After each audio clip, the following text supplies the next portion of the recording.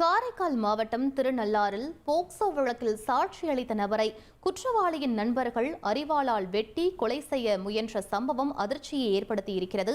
மேலும் விவரங்களை எமது செய்தியாளர் அந்தோணிராஜ் வழங்க கேட்கலாம்.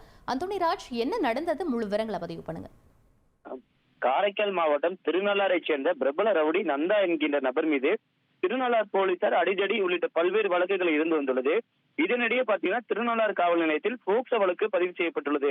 அந்த போக்சோ வழக்கில் பாதிக்கப்பட்ட சிறுமியின் உறவினர் சிவம் என்பவர் சாட்சி அளித்ததால் அவர் மீது கோபம் கொண்ட குற்றவாளி நந்தா தனது நண்பர்கள் மூலம் நேற்று இரவு திருநள்ளார் பேருந்து நிலையத்தில் சிவம் பாத்தீங்கன்னா ஒரு கடை வைத்து நடத்தியுள்ளார். அப்போது அங்கு வந்த மூன்று இளைஞருக்கு பாத்தீங்கன்னா அரிவாள் மூலமாக சராமாரியாக வெட்டியுள்ளனர். இரத்த வெள்ளத்தில் படுகாயம் அடைந்த சிவம் மீட்டு அருகில் உள்ளவர்கள் மருத்துவமனைக்கு சிகிச்சைக்கு சேர்த்தனர். இதில் போக்சோ வழக்கில் சாட்சி அளித்த சிவம் என்கின்ற நபர் மீது கொலவெறி தாக்குதல் நடத்திய குற்றவாளி நந்தாவின் நண்பர்கள் நந்தா உட்பட கைது செய்ய வலியுறுத்தி வியாபாரிகள், பொதுமக்கள் திருநள்ளாறு காவல் நிலையத்தின் முன்பு 3 மணி நேரத்திற்கு மேலாக நள்ளிரவில் சாலை மறியல் முற்றிலும் வாக்குவாதத்தில் ஈடுபட்டனர்.